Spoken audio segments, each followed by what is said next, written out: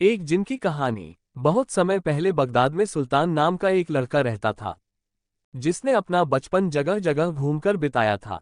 उसके माता पिता बचपन में ही गुजर गए थे और उसे अपने जीवन को आगे बढ़ाने के लिए बहुत संघर्ष करना पड़ा। इसी के चलते वह कई बार निराश होकर समुद्र के किनारे जाकर बैठ जाता। एक दिन वह समुद्र के किनारे बैठा हुआ था और सोच रहा था कि काश उसके साथ कोई ऐसा चमत्कार हो जिससे कि वह सबसे अमीर आदमी बन जाए और अपने जीवन को चलाने के लिए इधर उधर न भटकना पड़े।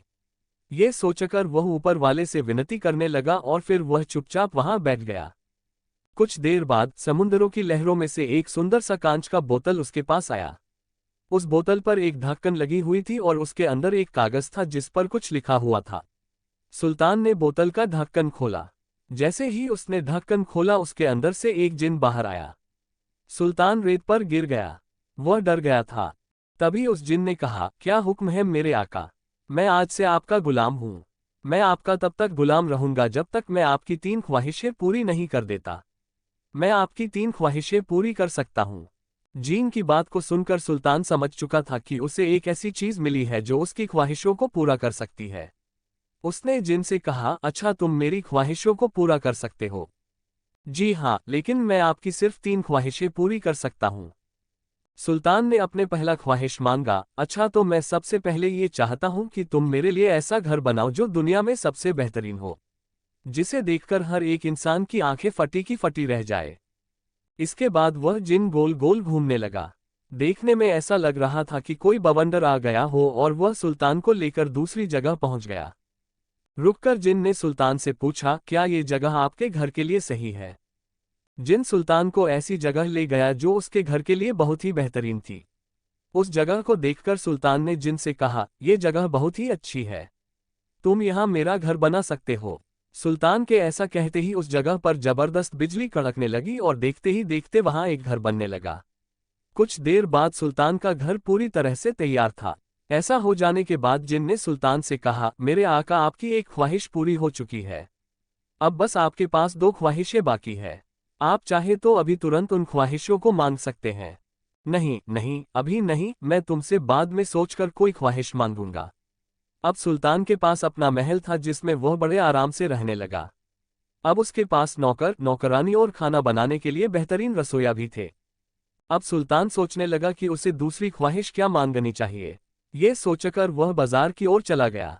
बाजार में उसने कुछ ऐसे बच्चों को देखा जो भूखे थे और दूसरों से खाना मांग रहे थे। उन बच्चों को देखकर सुल्तान को अपनी बात याद आ गई। एक समय गरीबी में उसे भी इसी तरह रहना पड़ता था, इसलिए वह उनको देखकर उदास हो गया। वह उनके लिए कुछ करना चाहता था, इसीलिए वह अपने महल गया और जिन से बोला, मैं अपनी दूसरी ख्वाहिश मांगना चाहता हूँ। जी हुक्म करिए मेरे आका।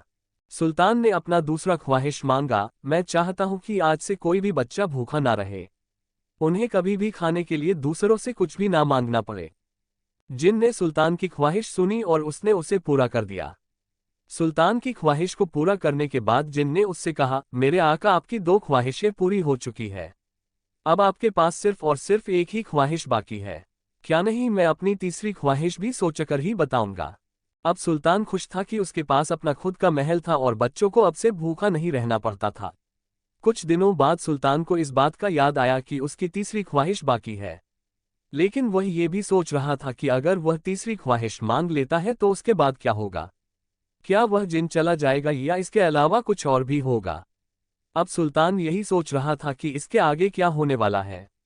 तभी उसे याद आया कि उस कांच की बोतल में एक कागज था जिस पर कुछ लिखा हुआ था। वह तुरंत अपने बोतल को खोजने लगा। जैसे ही उसे वह बोतल मिला तब उसने वह कागज बाहर निकाला। उसे उस कागज में लिखा था, कोई भी व्यक्ति इस जिन से 3 ख्वाहिश मांग सकता है, लेकिन 3 ख्वाहिश पूरी हो जाने के बाद उस व्यक्ति को सारी जिंदगी इस बोतल में कैद होकर रहना पड़ेगा। इसके बाद वह जिन आज़ाद हो जाएगा। ये पढ़ते ही सुल्तान घबरा गया। अब वह डरा हुआ था और बार बार सोच रहा था कि वह आगे क्या करेगा। तभी उसे एक तरकीब सूझी और उसने जिन को बुलाया। जिन उसके सामने हाजिर हुआ और बोला, क्या हुक्म है मेरे आका? मैं अपनी तीसरी ख्वाहिश पूरी करना चाहता हूँ। सुल्तान ने जिन से कहा। जैसे ही जिन ने ये सुना वह अंदर ही अंदर खुश होने लगा। वह सोच रहा था कि वह हमेशा के लिए आज़ाद हो जाएगा और उसे बोतल में नहीं रहना पड़ेगा। फिर सुल्तान ने अपना तीसरा ख्वाहिश मांगा, मेरी तीसरी ख्वाहिश है कि अब से तुम सारी जिंदगी मेरे गुलाम रहोगे और मेरे मर जाने के बाद तुम वापस से इस बोतल में जाओगे। ये सुनकर जिन गुस्से से चिल्लाने लगा, लेकिन वह कुछ नहीं कर सकता था। अगर वह ऐसा करने से मना करता तो उसे अनंत काल तक नर्क में जाना पड़ता।